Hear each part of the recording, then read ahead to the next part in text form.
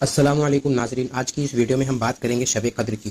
شب قدر کی عظمت اور اس کی فضیلت بہت بڑی ہے، ایک ویڈیو میں اس کو کرنا ناممکن ہے، اس لیے ہم نے کوشش کی ہے اس کو چھوٹا بنانے کی۔ ہم نے اسے 7 سے 8 حصوں میں تقسیم کیا ہے۔ ویڈیو کو آخر تک ضرور دیکھیں، انشاءاللہ آپ کو سب سمجھ آ جائے گا۔ شب قدر سے ریلیٹڈ اس سے پہلے ہمارے چینل پہ ایک ویڈیو آ چکی ہے، اگر آپ نے وہ نہیں دیکھی ہے تو اس کے بعد وہ ضرور دیکھیں، آپ کو اور اچھے سے سمجھ جائے گا۔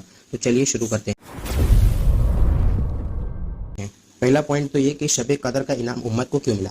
شب قدر کا انعام امت کو ملا ہی ہے بلند پروازی کے لیے، چونکہ اس کی عمریں چھوٹی ہیں اور پرواز بلند کروانی ہے۔ حدیث میں ہے، اللہ کے نبی صلی اللہ علیہ وسلم نے ارشاد فرمایا، شب قدر حق تعالیٰ نے میری امت کو مرحمت فرمائی، پہلی امتوں کو نہیں ملی۔ حدیث میں ہے کہ نبی کریم صلی اللہ علیہ وسلم نے پہلی امتوں کی عمروں کو دیکھا کہ لمبی لمبی عمریں ہیں، جس میں جس طرح کا کار خیر کرنا چاہے کر سکتے ہیں، اور آپ صلی اللہ علیہ وسلم کی امت عمریں بہت تھوڑی ہیں، اگر یہ نیک اعمال میں برابری کرنا چاہیں تو ناممکن، کہاں 60-70 سال اور کہاں 700-800 سال۔ اس سے اللہ کے لاڈلے نبی کو رنج ہوا، تو ان کی تلافی میں اللہ تعالیٰ نے یہ رات مرحمت فرمائی، اور بھی کئی روایات ہیں۔ اب دوسرا پوائنٹ، شب قدر کے انعام کا سبب کیا ہے۔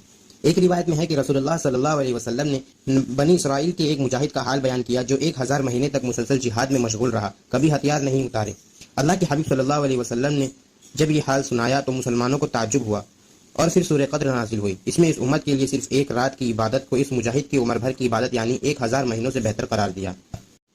اب تیسرا پوائنٹ، ان گھڑیوں کی قدر کرنی چاہیے، لہٰذا اس رات کی خوب قدر کرنا چاہیے، اس رات کو طاعت و عبادت میں گزارنا چاہیے، اللہ کی طرف متوجہ ہو کر اسے خوب دعاؤں کی جائے، غفلت و سستی میں اس کو ضائع کرنا نہیں چاہیے۔ یہ رات بڑی مبارک اور رمضان کی ساری گھڑیاں بڑی مبارک ہیں، جس میں حق تعالیٰ شانہ فرشتوں کے سامنے فخر کرتے ہیں۔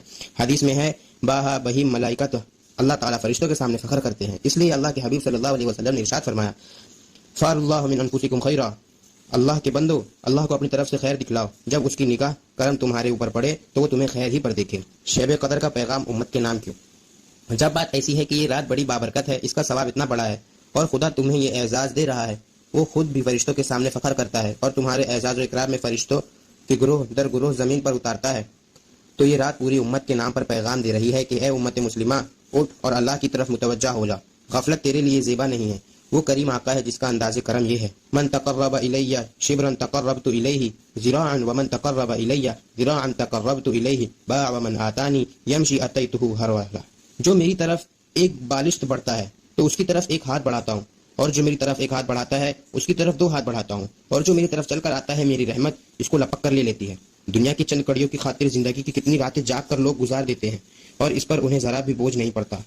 کیا دن کی خاطر رمضان کی چند راتیں یا ایک رات نہیں جاگ سکتے؟ بس دل پر لینے اور دل میں سما جانے کی بات ہے۔ اب بات کرتے ہیں لیلۃ القدر کو۔ لیلۃ القدر کیوں کہتے ہیں؟ یہ رات بڑی عظمت و شرافت والی ہے، اس کو لیلۃ القدر کہتے ہیں اس لیے کہ اس میں عظمت و شرف ہے۔ قدر کے ایک معنی عظمت و شرف کے ہے، امام زہری وغیرہ علماء نے اس جگہ یہی معنی لیے ہیں، اور جس نے اس رات کو اپنے آپ کو عبادت و دعا میں لگا دیا وہ بھی عظمت و شرف والا ہو گیا۔ ابو بکر وراق کہتے ہیں، ایک رات کو لیلۃ القدر اس لیے کہتے ہیں کہ جس آدمی کو اس سے پہلے اپنی بے عملی کے سبب کوئی قدر و قیمت نہ تھی، اس رات میں توبہ و استغفار اور عبادت کے ذریعے وہ صاحب قدر و شرف بن جاتا ہے۔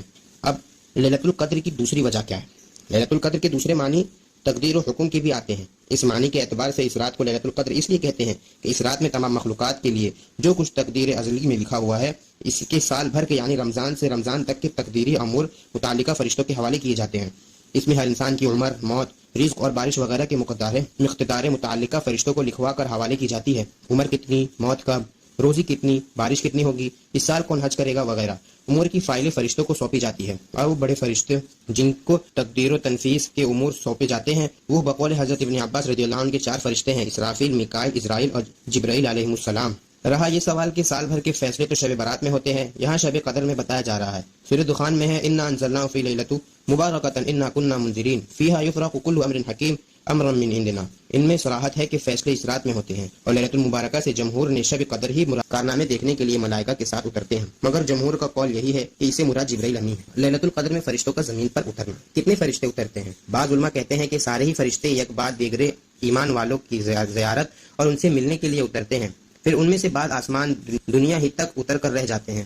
فرشتوں کو حق تعالی شانہ ایمان والوں کی زیارت اور دیدار کے لیے اس لیے اتارتے ہیں کہ ایک وقت میں فرشتوں نے انسان کی ابتدائی حالت دیکھ کر تنزن کہا تھا اتجعل فیہا من یفسد فیہا ویسفک الدماء، یا رب کیا آپ زمین پر ایسی مخلوق پیدا کر رہے ہیں جو زمین میں فساد پھیلائے گی اور خون ریزی کرے گی؟ مگر جب اللہ تعالیٰ نے انسان کو پیدا کر دیا اور ترقیات کی وہ مدارج عطا فرمائے کہ جہاں تک فرشتوں کی رسائی نہیں، تو اب انسان کمالات کے مشتاق بن کر اوپر ہی وہی فرشتے اتر رہے ہیں۔ بعض علماء کہتے ہیں کہ سارے فرشتے نہیں آتے بلکہ کچھ مخصوص فرشتے اترتے ہیں جو حضرت جبرائیل علیہ السلام سے متعلق ہے۔ یہ ایمان والوں کی زیارت کرتے ہیں، ملاقات کرتے ہیں، ان کے لیے دعا کرتے ہیں۔ پھر جب یہ فرشتے رات گزار کر اوپر جاتے ہیں تو اوپر کے فرشتے جو مختلف کاموں میں لگے ہوئے ہیں اور جنت کے کارکن فرشتے ان سے احوال دریافت کرتے ہیں کہ انسانوں کو کیسا پایا۔ یہ فرشتے ایک ایک مرد اور ایک ایک عورت کا نام لے کر کارگزاری دیتے ہیں، احوال بتاتے ہیں، بھلے اور نیک لوگوں کے احوال سناتے ہوئے کہتے ہیں کہ فلاں بن فلاں کو ہم نے عبادت میں، تلاوت میں، یاد الہی میں اور نماز و دعا میں پایا، اور بروں کے بارے میں کہتے ہیں کہ فلاں بن فلاں کو ہم نے خراب اور خستہ حالت میں پایا، غفلت و سستی میں پایا۔ پتہ چلا کہ انسانوں کی پوری کارگزاری آسمانی دنیا میں نام بنام سنائی جاتی ہے۔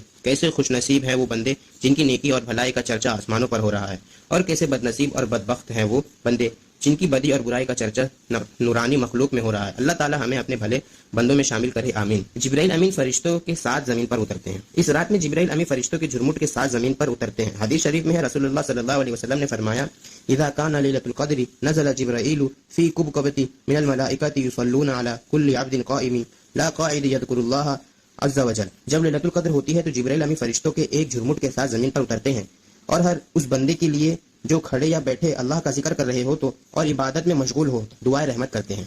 کیا اعزاز ہے ایمان والوں کا، جس کے دیدار کے لیے اور جن کی زیارت کے لیے اور جن کے واسطے دعا و استغفار کے لیے آسمان سے نورانی مخلوق اترتی ہے۔ بلکہ روایتوں میں یہاں تک کہ ہے کہ حضرت جبرائیل علیہ السلام تمام فرشتوں کو تقاضا فرماتے ہیں کہ ہر ذاکر شاغل کے گھر جاؤ اور ان سے مصافحہ کریں۔ ایک روایت میں ہے کہ فرشتے حضرت جبرائیل علیہ السلام سے کہنے پر متفرق ہو جاتے ہیں، اور کوئی چھوٹا بڑا جنگل یا کشتی ایسی نہیں ہوتی جس میں کوئی مومن ہو اور وہ فرشتے مصافحہ کرنے کے لیے وہاں نہ جاتے ہوں، لیکن اس گھر میں داخل نہیں ہوتے جس میں یا سور یا حرام کاری کی وجہ سے جنبی ہو یا تصویر ہو۔ مسلمانوں کے کتنے گھر ایسے ہیں جن میں خیالی زینت کے لیے تصویریں لٹکائی جاتی ہیں، اور اللہ تعالیٰ کی اتنی بڑی نعمت رحمت سے اپنے ہاتھوں اپنے آپ کو محروم کر دیتے ہیں۔ تصویر لٹکانے والا ایک آدمی ہوتا ہے مگر سارے ہی گھر کو اپنے ساتھ محروم کر دیتا ہے۔ یہاں تک کی ویڈیو دیکھنے کے لیے شکریہ۔ اگر آپ چینل پر نیو ہو تو چینل کو سبسکرائب کر لیں اور بیل آئیکن آل پہ سلیکٹ کریں، اور ویڈیو پسند آئی ہو تو اسے لائک کریں اور اپنے دوستوں احباب کے ساتھ شیئر ضرور کریں۔ انشاءاللہ اگلے آنے والی ویڈیو میں ہم شب قدر کی کچھ اور باتیں کریں گے، جیسے شب قدر کی کون سی رات ہے، قدردانوں کو یہ رات مل جاتی ہے یا نہیں، آخری عشرے کی فضیلت کیا ہے۔ انشاءاللہ اگلی ویڈیو میں ہم ضرور اس پر بات کریں گے۔